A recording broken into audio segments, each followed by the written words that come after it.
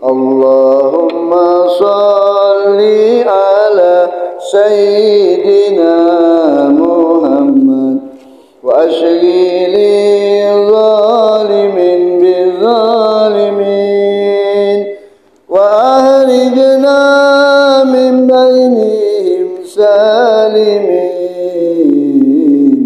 wa ala alihi wa sahbihi ajma'in. Terima kasih. Al-Fatihah ila hadratin Nabi Muhammad sallallahu alaihi wasallam wa ala alihi wa ashabihi dzurriyyati wa ahli baiti ajma'in wa azwaji tahirat ummahatil mu'minin. Summa ila ruhul hadzal kitab al-Imam Habib Abdullah bin Al-Haddad wa sayyidil kiram wa Hasan bin Harun wa fatima masyayikhina wa muallimina wa ila hadratin Nabi Muhammad sallallahu alaihi wasallam. Al-Fatihah. A'udzu billahi minasyaitonir rajim. Bismillahirrahmanirrahim. Alhamdulillahirabbil alamin arrahmanir rahim maliki yaumiddin. Iyyaka na'budu wa iyyaka nasta'in ihdinas siratal mustaqim siratal ladzina an'amta 'alaihim ghairil maghdubi 'alaihim waladdallin amin. Assalamualaikum warahmatullahi wabarakatuh.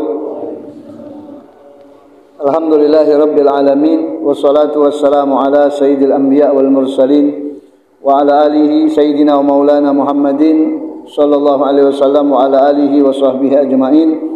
Allahumma salli ala Sayyidina Muhammad al-Fatih lima ughliq wal hatimi lima sabaq nasiril haqqi bil haqq wal hadi ila siratikal mustaqim wa ala alihi wa sahbihi haqqa qadrihi miqdarihil azim. Subhanaka la ilma lana illa ma 'allamtana innaka antal alimul hakim. Rabbi shrah li sadri wa yassir li amri wahlul 'uqdatam min lisani yafqahu qawli. Amma ba'du. Ma'asyiral hadirin wal hadirat mustami'in mustami'at wa jami'il mu'minin wal mu'minat, wabil khusus ahlu musallah Nurul Iman yang dirahmati Allah Subhanahu wa taala, dan juga alhamdulillah orang-orang tua kita juga hadir bersama kita mendoakan kita. Semoga kita seluruhnya di dalam lindungan Allah Subhanahu wa taala. Kita mohon kepada Allah untuk dipanjangkan umur dalam ketaatan kepada Allah taala, agar bisa beribadah kepada Allah taala, untuk menyempurnakan kekurangan-kekurangan di masa lalu. InsyaAllah mudah-mudahan Allah Ta'ala kabulkan doa kita semua dan memanjangkan umur kita dalam taat kepada Allah Ta'ala. Amin ya Rabbal Alamin. Ma'asyiral hadirin wal hadirat rahimani wa rahimakumullah. Alhamdulillah pada malam ini Allah Ta'ala izinkan kita kembali bertemu, duduk bersama-sama dalam duduk ibadah kepada Allah Ta'ala, bil khusus di dalam majlis taklim kita yang kita adakan setiap Rabu malam Kamis, membahas daripada kitab Nasaihud Diniyah wal Wasaya al-Imaniyah yang dikarang seorang wali besar Al-Kutub Al-Habib Abdullah bin Al-Haddad, dan masih kita berbicara tentang masalah-masalah yang berkaitan tentang solat dan hal-hal yang berkaitan tentang ibadah solat. Bismillahirrahmanirrahim. Qala al-Imam al-Ghazali rahimahullah ta'ala, berkata Imam Ghazali rahimahullah ta'ala, masalul ladzi yuqima suratas salat az-zahira wa yaghfulu an haqiqatihal batina kama salil ladzi yahdi limalakin azim wasiyatan maitatan la ruha fiha. Kata Imam Ghazali mengatakan, orang yang melaksanakan solat tapi bentuk zahir baik, solatnya bentuk zahir baik, artinya ya melakukan solat tu sesuai dengan bentuk zahirnya baik, ruku, sujud, kemudian tegak, duduk, bentuk zahirnya baik, tapi melupakan bentuk batin. Bentuk batinnya tidak khusyuk, tidak hudur dalam solat, zahirnya paten, tapi batinnya tidak paten. Nah, itu kata Imam Ghazali seperti seseorang yang ngenjuh hadiah dengan seorang raja. Dia ngenjuh hadiah kepada seorang raja yang besar. Ngenjuh hadiah apa dia? Pembantu. Ngawak ke raja pembantu, tapi pembantunya lah mati. Pembantunya lah jadi bangki. Ngantekan raja, nunjuk pembantu, tapi pembantunya lah jadi bangki. Tidak kata ruhnya lagi. Itu pertama tu. Jadi wong yang negakkan solat secara zahir, seperti nunjuk raja pembantu yang tidak kata nyawa lagi. Nah itu. Kemudian wa masalul ladzi yuqassiru fi iqamati zahiris salat, sedangkan orang yang meringkas di dalam zahir salat, artinya rukuknya cepat, kemudian sujudnya tidak tumak nina, pokoknya dia main-main dalam bentuk zahir salat, seperti orang yang ngenjuk kepada raja pembantu tapi tangannya putus, kakinya putus. jadi dia ngenjuk raja pembantu, tangannya putus, kakinya putus. Nah, jadi fahuwa, inilah walladzi qablahu muta'aridani minal mulk malak bihadiyatihi malil iqab wan nikal. Jadi dua-duanya ini pastilah akan mendapatkan hukuman dari raja. Ada pertama ngenjuk hadiah pembantu lah mati. Yang kedua ngenjuk hadiah pembantu katik tangan katik kaki. Mana nak ngewangi? Jadi otomatis dua-duanya dapat hukuman dari raja. Kau nak ngoyok aku je rajanya. Nak main-main dengan aku. Ini kau ni kendak kau baik. Ngenjuk pembantu tapi mati. Ngenjuk pembantu katik tangan katik kaki. Apa yang pacak nak digawi ke? Maka otomatis berarti raja menganggap wong ini telah meremehkan kehormatan raja, telah menghinakan haknya raja. Ya, pastilah dapat hukuman dia. Lalu bagaimana kita ketika kita memberikan solat kita kepada Allah Ta'ala? Mak mano kita sekarang ini? Kalau seorang raja dinjuk hadiah pembantu yang mati, zohinya berapi tapi batinnya amburadul. Solatnya zohinya boleh paten, tapi batinnya kulu kili kemana-mana. Kemudian sikap lagi dia ngenjuk pembantu, tidak paten. Artinya mana? Dia meringkas zohinya, dia mengurangi takaran yang wajib dalam zohirnya. Ngenjuk hadiah dengan raja pembantu yang tak katik tangan, tak katik kaki, tak katik mata pula. Akhirnya manalah kita seandainya itu solat yang kita lakukan, kita termasuk di antara salah satu dua kelompok ini. Kira-kira kita ngahadiahkan kepada rajonya rajo Allah Subhanahu wa taala salat yang seperti ini. Kira-kira bagaimanalah kita? Apakah kita dapat hukuman atau kita dapat pahala? Nah, ini yang jadi tanda tanya, jawabannya masing-masing pada diri kita. Tidak perlu dijawab kita dewek yang jawabnya. Jadi mak manalah kira-kira hadiah kita ke raja tadi kurang. Ya? Ya, jadi makanya sudah disampaikan, kemarin sudah disampaikan bahwasanya kita ini hidup di dunia ini sesuai dengan apa yang keluar dari kita. Kalau yang keluar dari kita baik, sempurna, maka pemberian Allah pun juga sempurna ke kita. Tapi kalau kita memberikan kepada Allah tidak sempurna, taatnya kita kurang, maka jangan salahkan Allah kalau Allah ngenjuknya juga tidak sempurna. Nah, makanya tadi kata ulama mengatakan benarilah solat, sebab solat ini merupakan tiang agama. Kalau kita pengen Allah memperhatikan kita, pengen kita mendapatkan perhatian khusus dari Allah Ta'ala, berlatihlah dulu dengan menyempurnakan solat dengan benar. Zohirnya kita datangkan dengan benar, batinnya kita datangkan juga dengan khusyuk. Jadi dua-duanya kita akan mendapatkan balasan yang setimpal dari apa yang kita berikan kepada Allah Subhanahu wa taala. Kemudian wa minal muhafazati ala shalah wal iqamah laha. Di antara hal yang disebut merupakan sifat untuk menjaga salat dan termasuk hal yang mendapatkan pahala di antara menegakkan salat dengan sempurna adalah kamalut thaharah. Kita bersihnya dengan sempurna. Menjaga kebersihan dengan sempurna, berhati-hati dengan najis, berhati-hati dengan kotoran, baik di badan kita, baik di baju kita, baik di tempat kita solat. Sebab apa? Sebab kata Nabi Muhammad SAW, at-tahuru miftahus solat. Kebersihan itu, kesucian itu adalah kuncinya solat. Kalau kita solat tidak ada bersih, solat tidak ada suci, maka tidak terima sama Allah. Baju kita najis, kemudian tempatnya mungkin ada najis, badan kita bawa najis. Makanya sebenarnya kalau mandi setiap nak solat itu ada sebagian ulama mengatakan tidak sunnah. Kalau nak solat mandi ada sebagian ulama mengatakan tidak sunnah.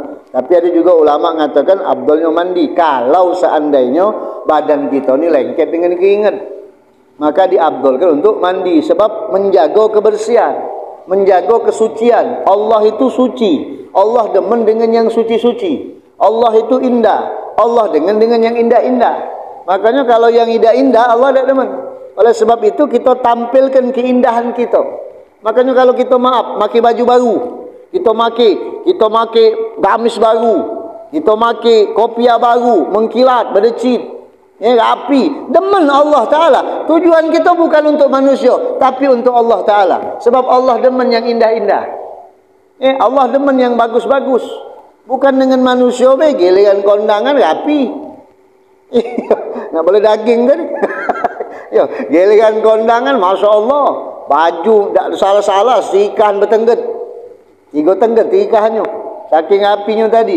Berjalan nak hati-hatinya, duduk nak hati-hatinya, takut apa? Takut unyek. Bini nepak lagi marah. Awas unyek. Ya, giliran kita ngadap Allah, terkadang sekendak kita. Nah, inilah ditakutkan kita tidak beradab kepada Allah Subhanahu wa Ta'ala. Makanya kebersihan itu, kesucian itu kuncinya salat. Bersih-bersih. Oleh sebab itulah diadakan siwak. Oleh sebab itulah diadakan wangi-wangian. Wangi-wangian ini sebenarnya bukan sunnah di umat Nabi Muhammad. Sunnah-sunnah umat terdahulu juga. Di antara sunnah-sunnah Nabi-Nabi terdahulu itu adalah wangi-wangian. Malu, siwak, wangi-wangian, menikah. 4 ikut.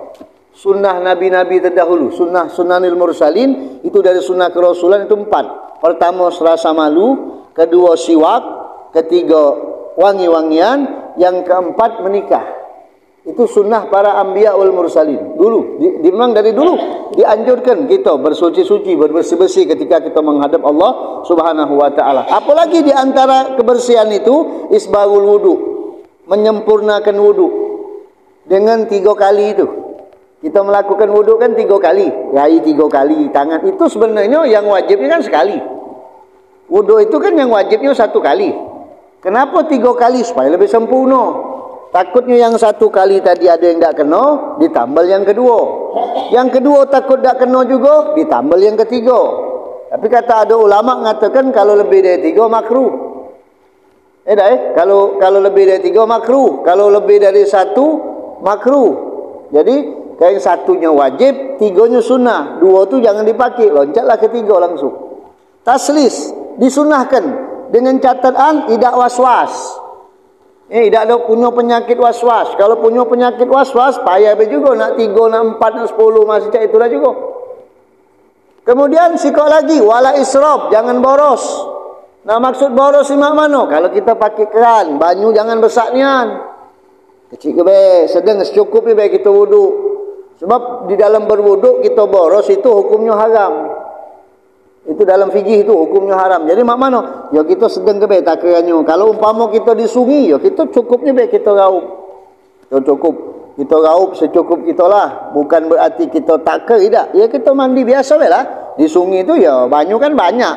Di antara disebut sifat boros di dalam memakai banyu itu, jangan mubazir, jangan berlebih-lebihan. Seadanya baik, secukupnya kita. Cak pakai keran. Ada kadang-kadang muka keran ni berlebih-lebihan.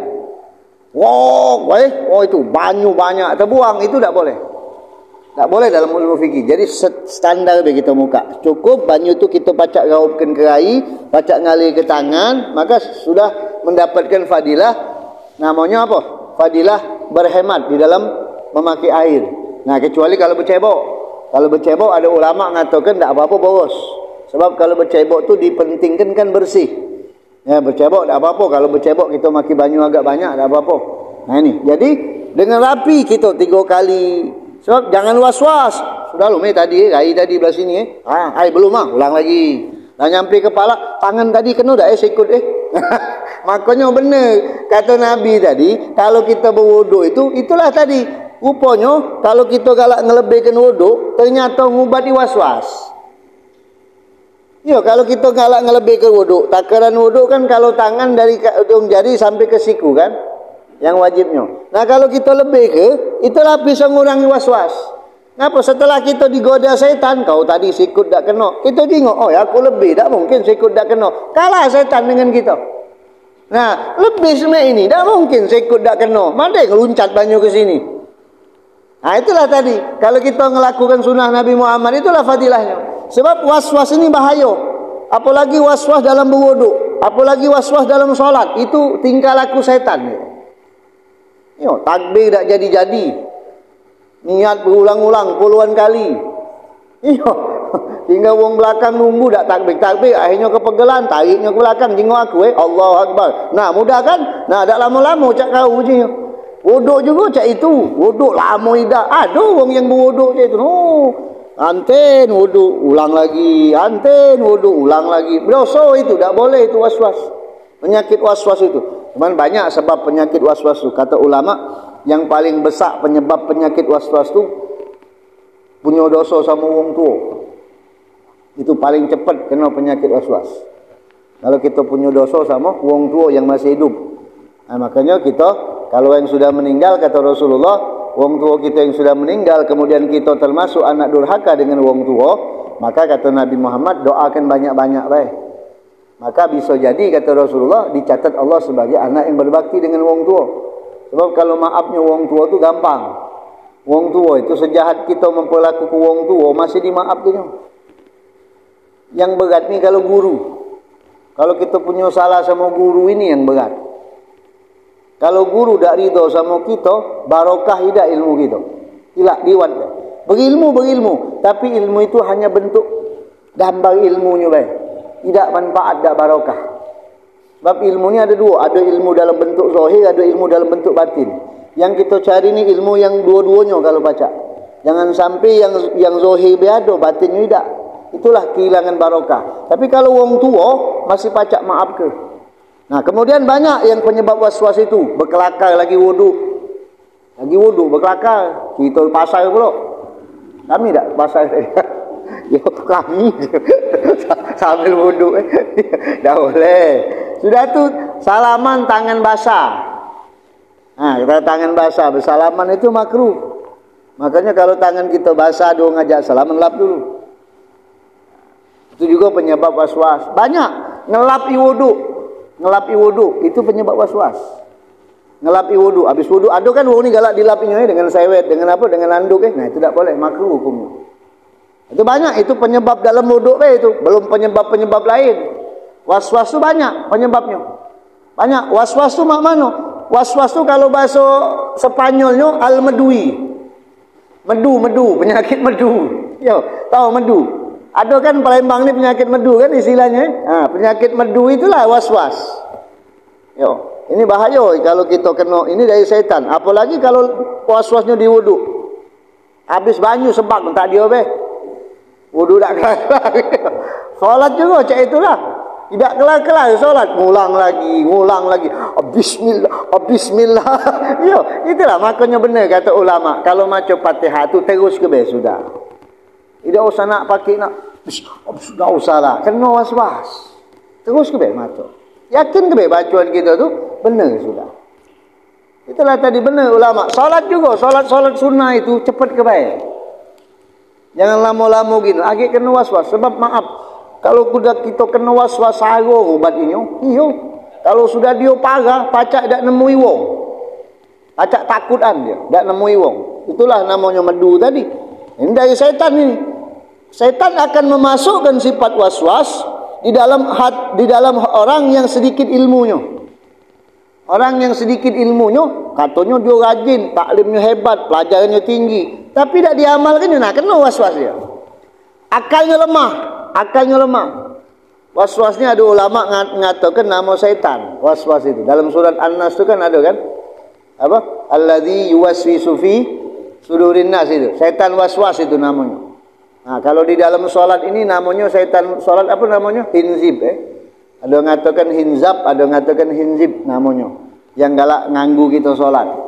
Kalau setan wuduk itu ada standby tempat wuduk, duduk dinyangkuklah di situ dia. Namanya walhan namanya. Setan wuduk itu, setan bersuci. Galak mempengaruhi kita, basicnya kita. Kau tadi ini kau tak kena, rambut kau tu dikit. Tangan kau tak kena. Nah, di basicnya kita. Apa? Kau tak nyela-nyelai ini kan nyela. Dia seakan-akan bagus ngajari, tapi nyungkem ke kita. Sehingga kita kena was-was. Makanya kita benar kata ulama itu terus ke. Kalau wuduk jangan stop, terus ke. Fatihah terus ke. Sebab dia ada di situ. Sebab syaitan tu kalau kita lagi bangun sadar kan sudah dijelaskan kata Rasulullah, dia masuk melalui jalan darah kita. Kalau kita sekarang nih, syaitan masuk ke tubuh kita melalui jalan darah kita. Itulah tadi. Maka hati-hati dengan waswas. Sebagian salaf mengatakan al-waswasatu min jahlin bis sunnah au khabalin fil akal. Orang kena penyakit waswas itu, sifat waswas itu adalah karena kebodohan dengan sunnah. Nah, makanya jangan galak ngeremehkan sunnah. Karena dia kebodohan dengan sunnah Rasulullah, atau dia merusak akal dia dewek. Oleh sebab itulah kita jangan galak meremehkan sunnah. Ai sunnah juga, ai sunnah juga. Agak kena waswas. Orang yang berani ngeremehkan sunnah pasti suatu saat berani ngeremehkan wajib. Oleh sebab itulah jangan galak ngomong cak itu. Kalau kita nandak ngelakukannya, tidak usah ngomong ai sunnah juga, tidak usah lah, diam deh sudah. Itu seperti itu. Dan memang kita sadari kita salah, tidak ngelakukannya cak itu. Walaupun sunnah, sebab sunnah ini ada bagiannya juga. Ada sunnah yang akid, ada sunnah yang muakkad, ada sunnah yang tidak muakkad. Nah, tapi tetap namun dua-duanya namanya sunnah. Makanya orang yang galak tidak melakukan sunnah, inilah cepat kena waswas dia. Cak tadi kan tidak melakukan sunnah dia. Ngelap wudu segala macam Kalau ngomong dalam wudu kan makruh berarti. Nah, itu tidak melakukan sunnah dia. Kena dia waswas. Itu. Kemudian wa mazhabus salaf, para ulama kita dulu di dalam mereka bersuci, mazhab yang sangat bagus, yang istimewa dalam keadaan setiap keadaan, merekalah mengikuti cara mereka. Fa innahumul qudwah. Merekalah yang kita harus panuti. Merekalah adalah panutan kita. Wa tajdidul wudu li kulli shalah minas sunnah. Memperbaharui wudu setiap salat hukumnya sunnah. Wabil khusus ketika hari dingin. Memperbaharui wudu setiap salat walaupun masih ada wudu. Cak ini kan masih ada wudu Kalau kita nak memperbaharui lagi isak maka kita sunnah hukumnya. Itu masih ada wudu sekarang. Begitu beduk isak, azan isak kan masih ada wudu, masih pacak dipakai salat. Kalau kita nak wudu lagi afdal, sunnah hukumnya. Apalagi kalau hari dingin. Sebab kata Rasulullah, "Huffatil jannah bil makarih." Surga itu dihijab dengan sesuatu yang dibenci. Jadi kalau kita pacak merobek sesuatu yang dibenci itu, kita masuk surga. Apa sesuatu yang dibenci, yang sungkan kita melakukannya? Itulah surga. Cak wuduk di waktu dingin kan, rasanya sungkan gitu. Air dingin, melepek tak. Ini apa? AC pula. Nak hujan deras, nak wuduk isak. Ya biasa masih ada wuduk. Nah ini, kalau kita wuduk ke, besar pahalanya. Tapi kalau untuk wuduk setiap solat, hukumnya sunnah. Namanya tajdid. Tajdid itu memperbaharui wuduk. Jadi niatnya kalau ada wuduk nih, kita wuduk lagi nih isak. Niatnya nawaitu tajdidal wuduk. Waktu kita mengembakkan wajah, aku niat memperbaharui wuduk. Nah itu hukumnya sunnah. Sebagaimana yang diajarkan oleh para ulama-ulama kita. Nah inilah ulama kita mengajar seperti itu. Kemudian wadawam alal wudu mutlak mahbubun. Orang yang selalu berwudu secara mutlak itu dicintai Allah Ta'ala. Kalau tidak pernah batal wudu, bagus itu. Yo, bagus itu. Kalau kita ngamal ke coba antum amalkan itu. Mulai besok anda tidak boleh batal wudu. Itu bagus sekali. Perkara-perkara yang sulit insya Allah pacak kita lewati. Kalau kita ada wudu. Sebab Allah pernah berfirman kepada Nabi Musa, "Idza asabatka musibatun wa anta ala ghairi taharatin fala talumanna illa nafsak." Wahai Musa, apabila engkau mendapatkan musibah sedangkan engkau dalam keadaan tidak bersuci atau tidak bersih, tidak suci, maka jangan salahkan siapapun kecuali dirimu sendiri. Makanya kalau kita berwudu itu bagusnya. Masalah-masalah yang datang ke kita sumbernya dari Allah Ta'ala. Cobaan untuk kita, bukan dari diri kita dewek. Nah ini yang diajarkan oleh ulama-ulama kita. Sudah tu dalam riwayat hadis dikatakan dalam hadis-hadis yang sahih bahwasanya man tawaddoa fa ahsanal wudu. Barang siapa yang berwudu dengan wudu yang baik, dengan wudu yang sempurna, tidak ngacang-ngacang. Kalau kan wudu yang ngacang-ngacang itu nak cepat wudu main tepak-tepakan Hari tepak ke, tangan sibang-sibang ke baik. Cak budak kecil. Ya, nah, wudu dengan wudu sempurna, pakai sunnahnya. Cara sunnahnya dipakai, kharajat jami'a khatayahu min a'dha'ihi. Seluruh dosa-dosa yang ada di badan, nempel di badan dia, keluar galau dari badan dia. Dibersihkan Allah sehingga ketika dia masuk dalam salat Allahu Akbar, badannya bersih dari dosa. Itulah wuduk tadi.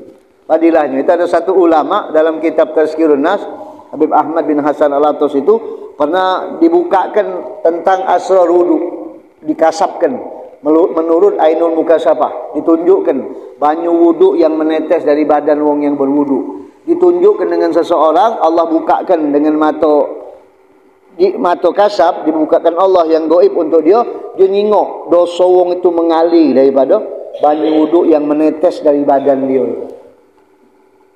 Makanya ada ditanya wong, mak mana bentuknya dosa yang mengalir? Kalau orang-orang yang bisa melihat itu bentuk minyak, seperti minyak. Minyak yang dijingoknya itu minyak, seakan-akan seperti minyak yang kotor habis digoreng itulah. Bekas minyak yang habis digoreng itu dipakai, nah seperti itu keluarnya. Bagi mereka yang dibukakan Allah pandangan gaibnya, mukasafahnya itu. Makanya kalau kita tidak ada nengok, ya tidak. Nah, itu orang-orang yang memang diberikan Allah pandangan khusus yang dia ingin mengetahui hal-hal tersebut dibukakan Allah Subhanahu Wa Taala. Kemudian apa lagi di antara cara kita untuk menjaga solat, cara kita untuk menegakkan solat, al-mubadirah biha fi awali mawaqitiha, mempercepat solat di awal waktu. Nah, itu cara kita menjaga solat. Cara kita menegakkan salat. Dalam Al-Quran Allah sebutkan wa aqimis salah kan. Aqimis salah kan tegakkan salat. Nah, di antara cara kita menegakkannya, salatlah di awal waktu. Keutamaannya besar. Dan ini menunjukkan dalilu mahabbatillah ta'ala. Orang yang sering salat di awal waktu, ketakutan ketinggalan salat di awal waktu, itu tanda bahwasanya dia cinta sama Allah. Itu tanda bahwasanya di dalam dirinya ada rasa ingin mempercepat untuk mendapat keridhaan Allah Ta'ala. Nabi Muhammad SAW bersabda, awalul waqti ridwanullah wa akhiruhu afwallah. Awal waktu akan mendapat ridha Allah, akhir waktu akan mendapat ampunan Allah. Mana ya ampunan terus nak didapat ni? Saat ditanya, ngapa kau solat akhir waktu? Aku nak banyak dosa, nak dapat ampunan dari Allah. Lawang yang dicari ridho, bukannya ampunan. Kita hidup di dunia ni yang kita cari ampunan Allah, apa ridho Allah? Ridho Allah, kalau Allah sudah ridho, tak kata lagi ampunan Allah, ngapa? Tak bakal ada dosa kita. Sudah ridho Allah Ta'ala. Kalau kita nyari ampunan Allah terus, berarti banyak dosa kita. Nah, cari keampunan Allah, jangan nyari ridha Allah, jangan ampunan Allah terus. Wa innal abda la yusalli shalah wa lam yuhrijha min waqtiha. Seorang hamba melakukan salat di awal waktu, bukan di luar waktu. Maka ketika dia tinggal, dia rajin melakukan salat di awal waktu. Maka ketika dia tinggal di awal waktu, itu dia merasa sangat menyesal dirinya. Karena dikatakan orang yang ketinggalan solat di awal waktu lebih baik daripada dunia berserta isinya. Wong yang solat di awal waktu tu lebih baik daripada dunia beserta isinya. Kalau tak katik gawe, tinggal ke dulu. Maka sangat jelek bagi seorang mukmin, dia masuk waktu solat, dia sibuk dengan urusan-urusan dunia. Makanya kalau pacak, tinggal ke dengar. Begitu masuk solat, katik gawe, solat dulu. Kelar ke dulu. Mestinya dia tegak melakukan kewajiban kepada Allah, tapi dia tinggalkan, dia tunda waktunya. Nah, ini menunjukkan bahwasanya besarnya lalainya kepada Allah Ta'ala dan sedikit pengetahuan makrifatnya kepada Allah Ta'ala. Nah, makanya kalau dua ngaku-ngaku makrifat, pacak juga ditandai sama ini. Salat awal waktu dah. Wong makrifat tu awal waktu solatnya. Ibadahnya cepat. Ini makrifat semayang tidak. Bukan makrifat namanya itu. Baru belajar sampul juga. Belum belajar isinya lah sudah pacak nyala ke wong. Nah, jadi kalau orang makrifat, orang benar-benar mengenal Allah Ta'ala, dia pasti tahu dia nunda-nunda waktu solat itu. Itu baru makrifat namanya. Ini kalau wong yang menandakan wong itu galak, agek be, itu berarti menandakan sedikit makrifatnya dengan Allah dan sedikit keinginannya untuk mendapat surganya Allah Ta'ala. Nah, kalau sedikit pula keinginannya, sedikit pula unjukannya. Makanya mana kita itulah. Kemudian mengakhirkan solat sehingga keluar dari waktunya, atau sebagian rakaat tadi keluar dari waktunya, itu tidak boleh. Kalau sengaja, tidak boleh. Sebab uzur solat ini cuma dua. Tidur sama lupa. Uzur solat dalam syar'i, dalam segi syariat itu cuma dua. Tidur sama lupa. Dua ikut tu lah uzurnya. Yang lain tak kata uzur. Jadi tiduran. Bangun nak para asar terkejut. Solat umpama. Ya Allah asar. Begitu dapat satu rakaat, tahu-tahu azan asar. Tak berdosa, kena ketiduran. Atau kelupaan. Nah, kelupaan ini macam-macam. Kalau kelupaan dalam urusan dunia, itu bisa jadi kelupa, memang lupa nian, lupa hayal, lupa. Tak apa-apa. Dia solatnya di akhir waktu tak apa-apa. Kena lupa. Atau lupa lagi belajar. Kita lagi belajar, asik baca Quran, kelupaan. Pama kita baca Quran tadi saking asiknya sebelum zuhur, asik. Kelupaan solat tadi umpama, nah, tak apa-apa. Tapi kalau memang kita ecak-ecak lupa yang bahaya itu. Cuma duit ke uzurnya. Maka kalau memang ditinggalkan sebagian waktu solat, itu berdosa. Solat itu dapatnya kalau kita dapat satu rakaat. Kita terbangun tidur, kemudian kita tegak solat asar, tiduran zuhur tadi, kita tiduran. Makanya ulama membagi kalau kita ketiduran itu, tidur tu ada dua. Ada tidur sebelum waktu, ada tidur setelah masuk waktu. Nah, kalau wong yang tidur sebelum masuk waktu, maka disunahkan dibangun ke hukumnya.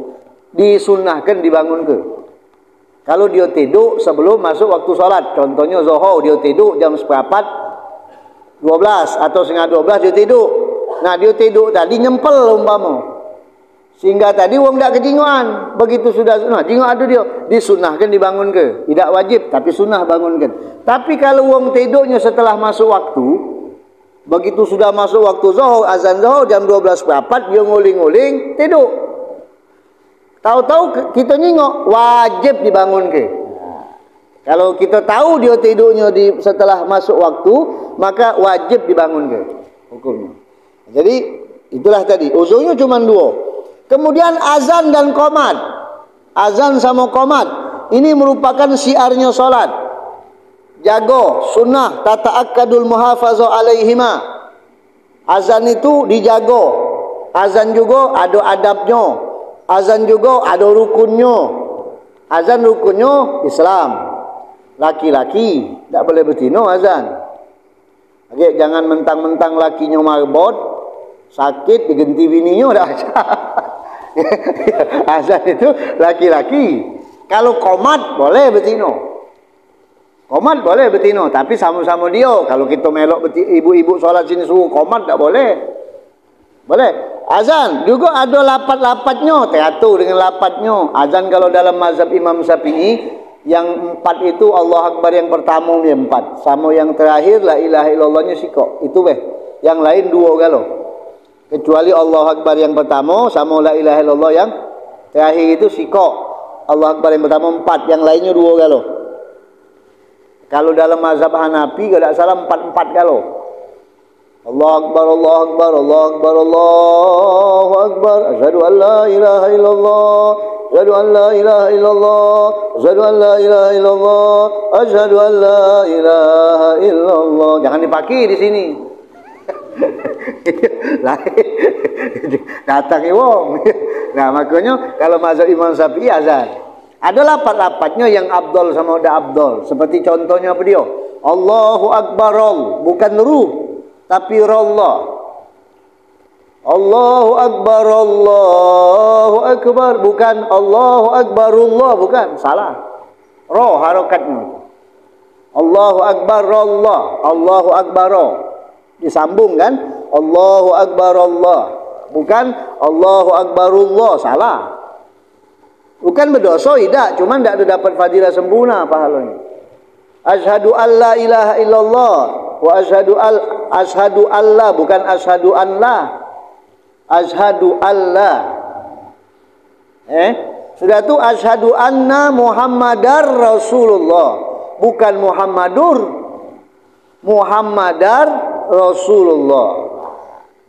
Bukan asyhadu anna Muhammadur Rasulullah, salah. Asyhadu anna Muhammadar Rasulullah. Itu yang jawabannya lah tahu kalau gitu kan, jawabannya sesuai dengan azan. Itu sunnah hukumnya. Qomat juga cak itu. Qomat sunnah. Nah, cuman qomat tu beda. kalau azan itu tidak perlu ditunjuk. Tidak, artinya tidak perlu nak diongkon. Kalau sudah memang ada jadwal masuk waktu, siapa boleh azan. Tapi kalau qomat, tidak boleh qomat sebelum ditunggu imam yang ngongkon qomat. Abdolnya cak itu. Kalau sholat itu untuk qomat, yang menentukan qomat itu bukan antum, bukan hadirin, tapi imam. Yang menentukan qomat itu imamnya. Siapa imam? Isa ke umpama. Nah, imam itu yang menentukan qomatnya, yang ngongkon sang muazin qomat. Itu yang abdolnya. Maka kenapa? Takut ada wong masih sholat. Kalau qomat ada wong sholat, maka sholatnya batal sudah. Tak kati lagi sholat setelah qomat kata Nabi. Nah kan kesian wong itu. Makanya imam itu yang menentukan qomatnya. Imam itulah nyingok dulu ke belakang. Kalau ada ibu-ibu jegit ke, bu lah sholat sunat lom.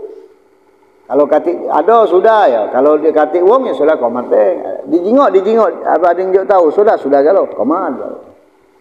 Itu abdolnya. Bukannya berarti wajibnya, abdolnya seperti itu. Sama cak kalau jadi imam. Kalau nak nurutkan hukumnya, nak nurutkan sunnah jadi imam itu kalau sebelum sholat ngadep dulu ke belakang.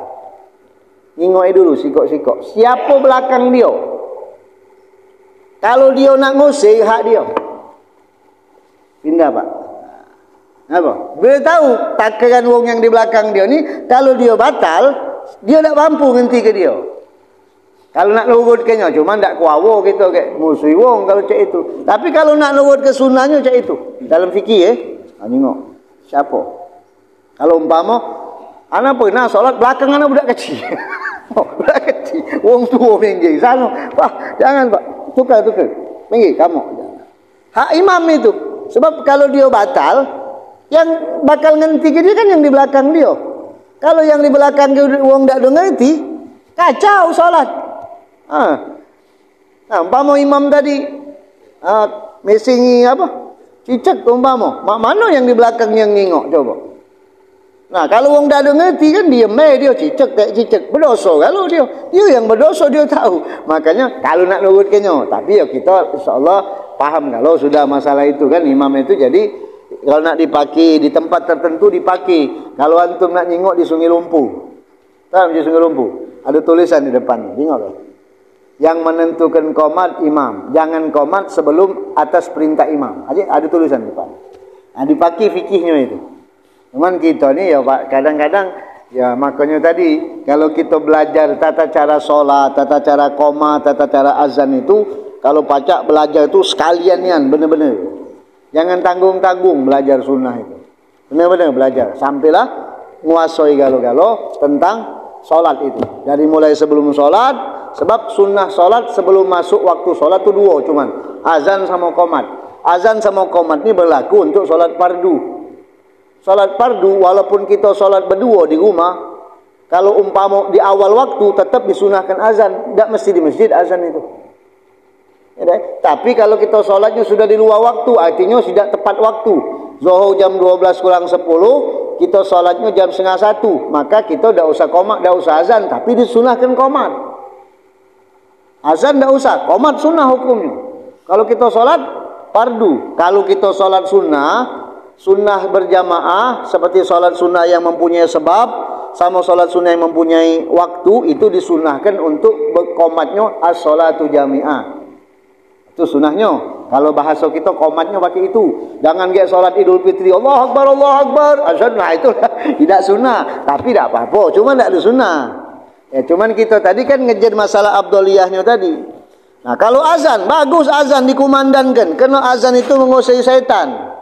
Kata Rasulullah, apabila azan dikumandangkan, syaitan berlari. Takut dia. Sampai dikatakan riwayat 2 mil lah berjauhnya. Menjauh syaitan berlari. Nah, memang azan ini pengaruh juga Pak, Ibu rahimakumullah.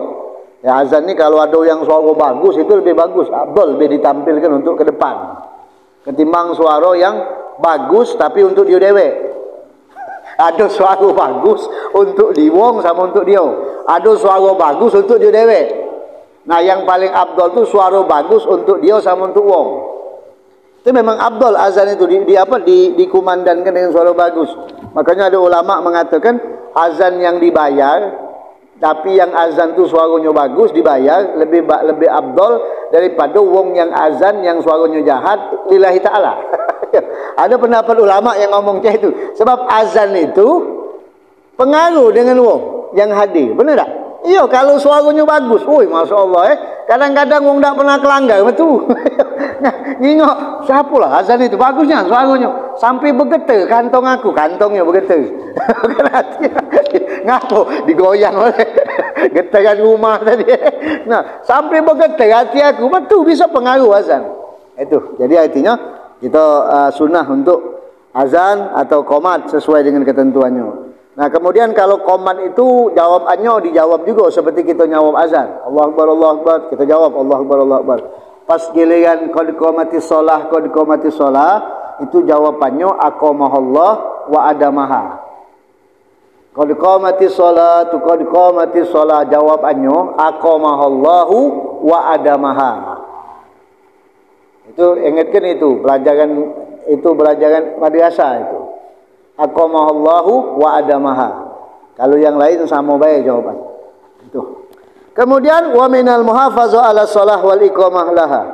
Di antara hal yang menjadi penyebab termasuk kita menjaga salat dan mendirikan salat adalah husnul khusu' fiha. Salat tu benar-benar khusyuk. Hudurul qalbi, hati kita hadir, tahu lagi salat, bukan lagi tegak. Lagi solat bukan main cingkling ini.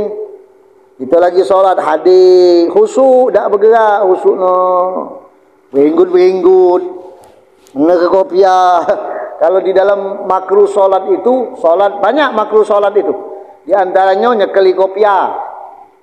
Nyekeli rambut, munyi ke jari tangan, makruh itu dalam solat. Ngangkat kaki siko, nempelkan kaki, makruh. Yo. Ini apa? Miringkan tangan ke kiri. Nah, sambil nahan apa? Kencing. Makruh. Miring ke tangan ini. Solab kalau bahasa Arab namanya. Nah, miring ke cak ini. Ini makruh. Sebab menghilangkan kehusuan. Kalau cak ini. Jadi kalau pacak yang mana bakal nganggu-nganggu tu singkirlah dulu. Mana solat perut lapar, makanlah dulu. Iya. Amanah solat ngantuknya kuat, tidurlah dulu. Iya benar. Jangan nganggu solat, sebab solat tu nak husuk, nak hudur. Jangan tidur di tengah-tengah wong solat, bukan. Maksudnya tu tidurlah dulu, balik tidur. Memang kata ulama, kalau kita ngantuk, itu masih panjang waktunya, tidur ke dulu. Kalau solat tu masih panjang waktunya, tidur ke dulu. Bahkan termasuk uzur berjamaah itu. Lapar. Nabi pernah mengatakan dalam hadis, "Idza qudimal asya," kalau dihadirkan hidangkan makanan, wa iqamah shalah, dan kemudian salat ditegakkan, maka dulukan makan ya Rasulullah. Ada kan hadisnya itu. Dulukan makan ya Rasulullah. Nah, artinya kita pertama ulama mengatakan kalau memang perut kita lapar, berbunyi-bunyi cak burung daro itu pula. Kuk lapar. Nah, jangan ditahan, makan ke dulu. Supaya kita tidak bakal khusyuk lah wong solat perut lapar. Nah, lapar. Allahu Akbar, ya Allah. Apalagi depannya ada hidangan tambah dia. Makanya solat depan hidangan tak boleh. Lah kalau nasi minyak. Makanya kalau ada acara hall, ada maulid itu kan, kalau nak solat dulu, nak makan dulu. Ngapa? Jangan duduk makan solat itu. Wih, daging caknya itu. Nah itu tak boleh makruh.